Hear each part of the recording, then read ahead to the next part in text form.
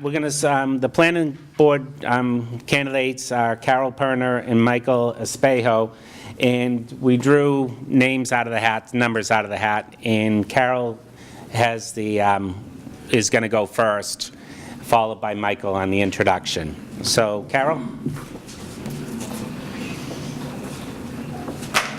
Hi, good afternoon. Thank you for coming to the forum this afternoon. I'm Carol Perna. I'm running for planning board.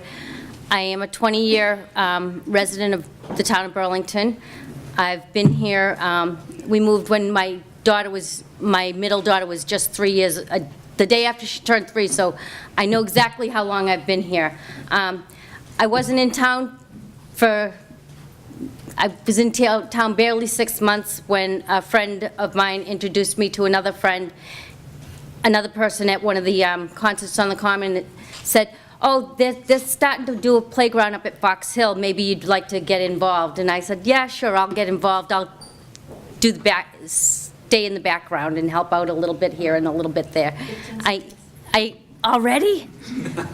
Well, anyway, so I've also been on the Capital Budget Committee, town meeting for I've served on town meeting for 6 years, capital budget 5 of those 6 years, and I've been on the planning board for the last 4 years, and I would respectfully ask for your vote on April 6th. Thank you. And Michael Espejo. Hello, everybody. Good afternoon. Thank you for coming out. My name is Mike Espejo. Also, thank you to the Council on Aging for hosting today. My name is Mike Espejo, and I'm a 30-plus year resident of Burlington. My family moved here in 1975, and I'm a product of Burlington schools. I went all the way up from nursery school, and it's nice to see one of my former teachers, Mrs. Nash. I had her in 8th grade in the BEAM program, all the way up through high school as a president of my graduating class at Burlington High in 1991. I was also an Eagle Scout with Troop 511 here in town. I'm a member of St. Margaret's Parish here in town. I was a former CCD teacher for a few years. My work experience, I have 20 years experience in the electrical construction industry. We work everything from one electrician working out of his van to some of the largest electrical contractors in the Commonwealth. I work with architects, I work with GCs, I work with project managers to make sure that jobs get done and done on time and done correctly. And I respectfully ask for your vote on April 6th for the planning board. This question, what are your views on a building moratorium? What are your views on a building moratorium?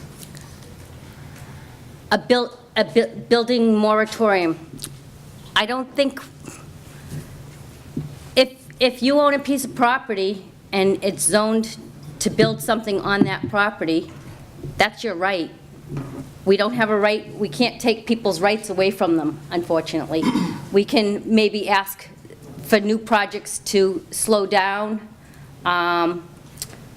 We're trying to do more refurbishing of buildings. That's always our goal. There isn't much space left in Burlington, and we all know that. But anybody that owns a piece of property or owns a building, they have the right to do with that building. As long as it suits that zoning, they have that right. We try to do the best that we can and get the best projects. For example, the mall project, we are going to be, we will get a sidewalk, which hasn't been there, that goes from the entrance of the mall, where the old Sears building was, to Middlesex Turnpike.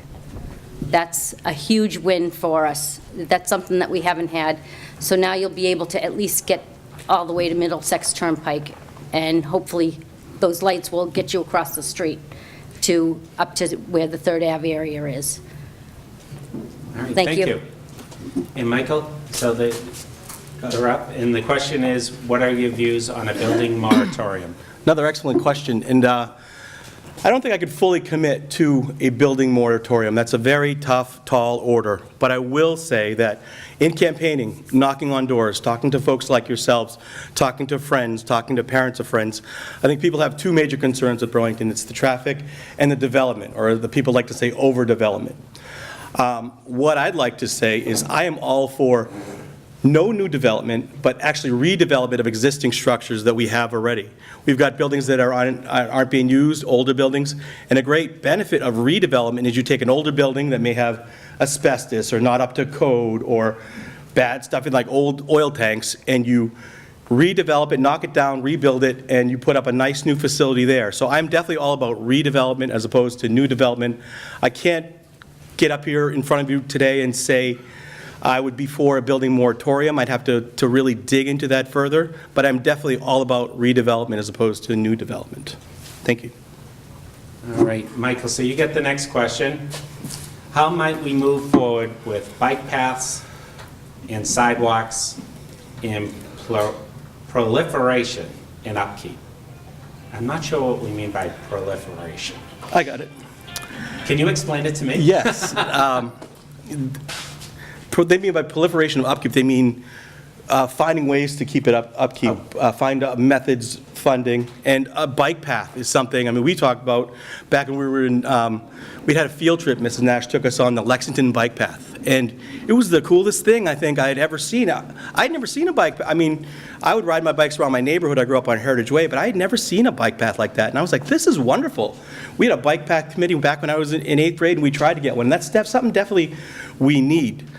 Getting it, that's the million-dollar question, and that's why it hasn't happened in my 25 years since high school. But we have so many businesses in town and so many great people in town. I think if we can ask those businesses to help fund it and proliferate ways to fund the bike path, upkeep the bike path, keep up the bike path. I'll give you an example. I recently got involved with a dog park here in town, and we have a fundraiser on April 9th. And we had two major problems. We wanted to find a place to hold the fundraiser, which I got involved in.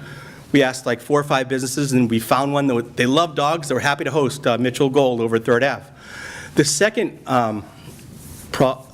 issue was finding raffle items. And I'd never done anything like this before for a town event. And I just started picking up the phone and calling. I called Sammy's, I called Akash's. And before I knew it, I had about 6 different businesses who were offering either food or raffle items. So all you got to do is ask the question. And if they say no, I mean, much like me with the girls in high school, if they say no, ask the next one. So you just got to keep asking the question, keep asking people. And I mean, people at the end of the day have good hearts and they want to help, and people feel good helping. So just ask the question. Let's ask these businesses and let's build a bike path. That would be awesome. Thank you. All right, and Carol, do you want me to repeat the question? Yeah, please. How might we move forward with bike paths, sidewalks, and proliferation, upkeep, is what we're going to say. I'm going to start with sidewalks. Just because it's what I'm most comfortable with at the moment. Every project that comes before the planning board, I don't know if you all watch our sometimes very long meetings, we always try to ask for sidewalks. If we can't get a sidewalk, sometimes we try to get money to put towards a sidewalk somewhere else in town for the future.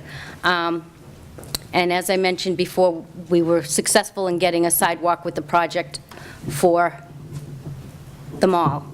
The bicycle path, yes, it would be wonderful to have a bicycle path in town. We need to find ways to get the property.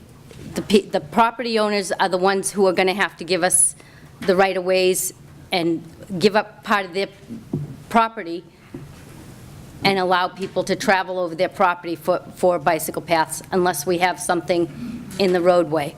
If we have it in the roadway, that also comes through Mass DOT because as we all know, Cambridge Street is not ours. It belongs to the state, and they control what happens on that roadway. We're doing our best. It's in our new master plan. To establish a bike path at some point. Where and when, it's still up in the air.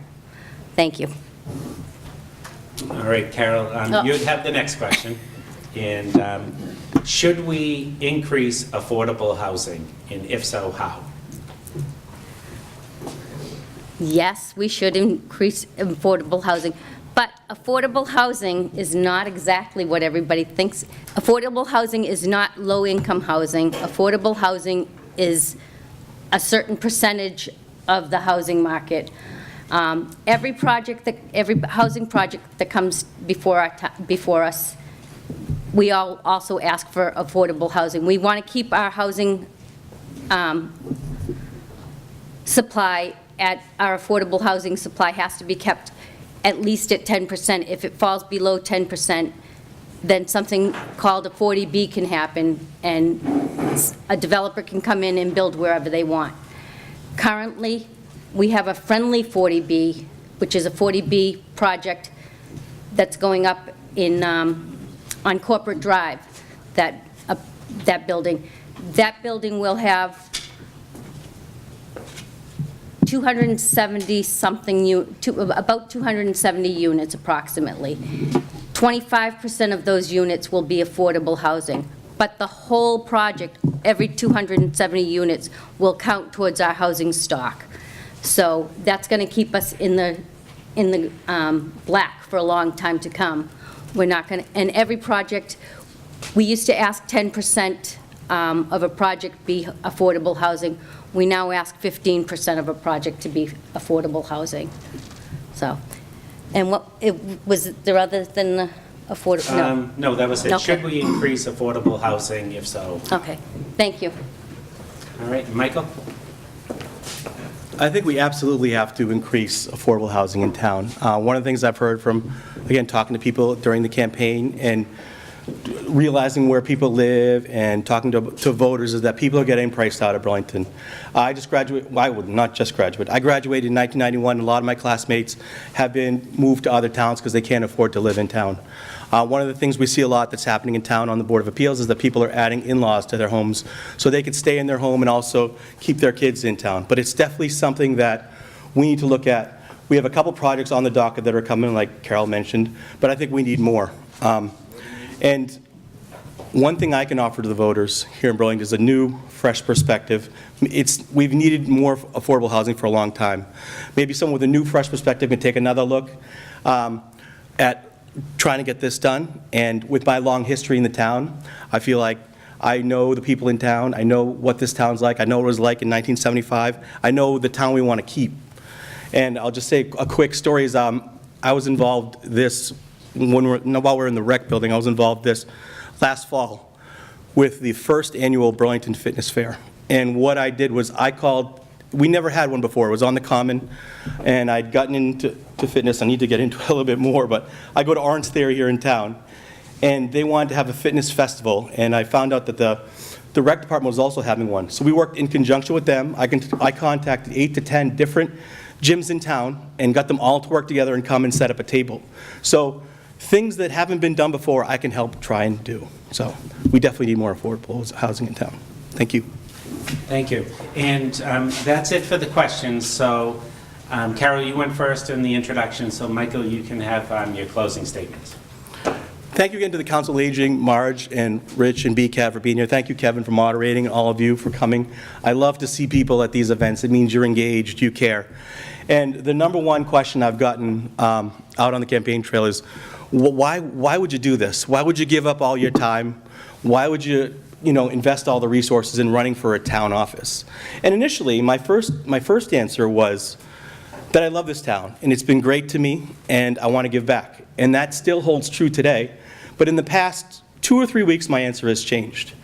3 weeks ago tonight, I was here in this room. It was the New Orleans Jazz night. And I was invited by my old neighbor, Bernie Ficasello, who grew up, I grew up two doors down from Bernie. And I hadn't seen Bernie since probably high school. And she posted something on Facebook that said, everyone come one, come all, it's free snacks and a good night of jazz. And I messaged her, I said, can anyone go? And she said, yeah. So I showed up and she gave me the biggest hug ever. And it felt like a lot of memories of Burlington came coming back. And she said, introducing me to the people in the room, that I had my first peanut butter and jelly sandwich in her kitchen, and that brought it all back. I'm doing it not only to give back to the town, but for the people in town, people like Bernie, people like you, and I respectfully ask for your vote on April 6th. Thank you. And Carol? Thank you. Thank you for, to the Council on Aging, Marge McDonald, BCAT, and Kevin for being here today. Thank you to all of you for coming out and for the great questions that you asked.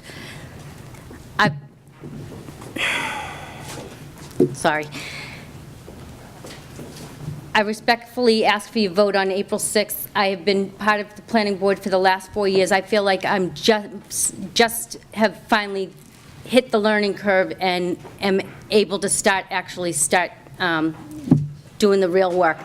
There's a lot to learn, and there's a lot of rules and things that go along with the planning board. And I wouldn't be doing it if I didn't enjoy it. I actually go to every single town meeting as a planning board member, which most don't. And I sit there from day one of town meeting, when town meeting starts, until the last gavel. Time. Thank you. All right, thank you, Carol. And why don't we give a round of applause?